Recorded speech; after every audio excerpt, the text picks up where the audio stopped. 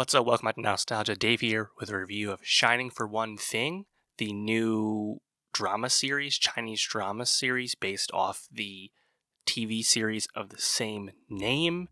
This is another, blockbuster release, big film in China, small release here in the US. Figured I'd check it out. I have no knowledge of the series, which has had, I believe, 2 seasons, 24 episodes out, only came out a few years ago.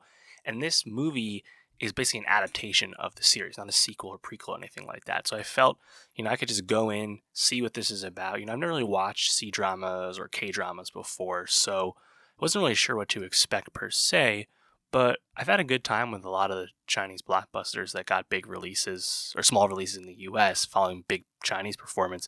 I had a good time with a lot of those last year, so I figured I would try again this time. And this movie is actually kind of interesting because it had a pretty big opening weekend in China around the New Year, over 70 million opening weekend, but then it kind of cratered following that and has only crossed 100 or so. So maybe not as big as initially thought, but perhaps it being related to an existing IP TV series, maybe it has something to do with it. Either way, I think this movie, it's fun at times, but ultimately I struggle with it. I think a big part of it is I think the localization of this movie is not good.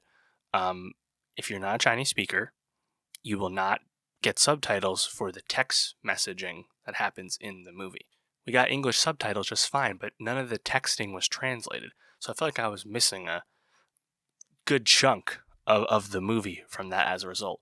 Also, I think the pacing of this movie is just kind of off. It's kind of interesting where it's really just these two lead characters, it's a complete two-hander. You have Chuxiao and Zhang Jianing, and they play Zhang Wasen and Lin Biqing, and they're basically just kind of star-crossed lovers.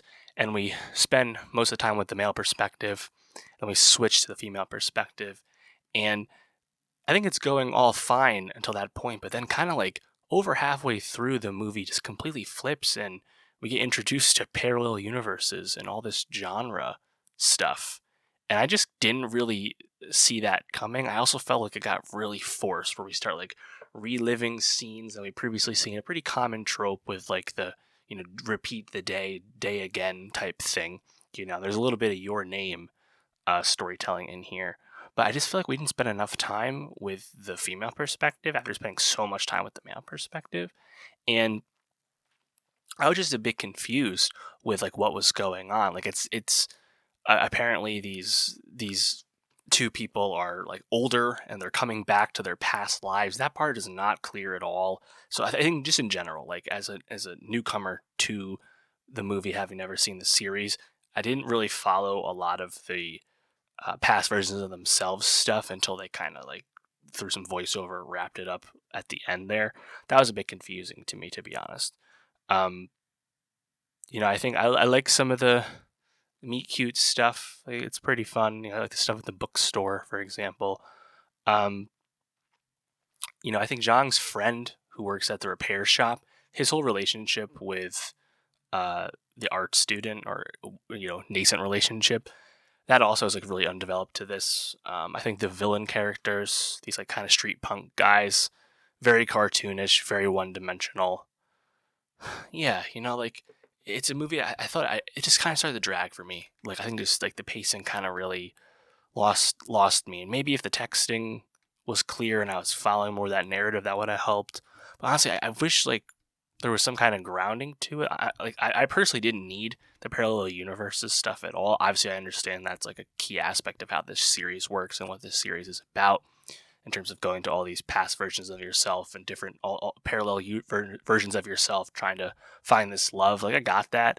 But to me, this is a film that it's not very inviting to a newcomer, to be honest. So yeah, a bit of a disappointment for me, although I didn't really have high expectations. I'm very curious to what people that are fans of the series or Chinese speakers in general who can read the text and what they think. Because I'm clearly not the target audience for a movie like this. So I'm curious if this really hit, for the Shining for One Thing heads, the ones who really love that series. I'm also curious, those people who love this series, do they want a movie adaptation of the series? Or would they have wanted some kind of sequel or reimagining or something? Because like these actors are reprising their role from the series. I'm curious if this was maybe too safe of a prospect for them as well. Also, just an amusing note, this movie starts off with title cards from all the studios and production companies behind the movie, as all movies do. But I swear this movie had like 10 production companies involved with it. It was really funny just watching all those logos go on, one after another. Pretty amusing. But yeah, Shining, for one thing, didn't really work for me, although I definitely was coming at it with a not the best knowledge of the source material and all that. Let me know, though. Did you like it more than me? What did you like about it? Let me know. And for more movie reviews, subscribe, and I'll see you next time.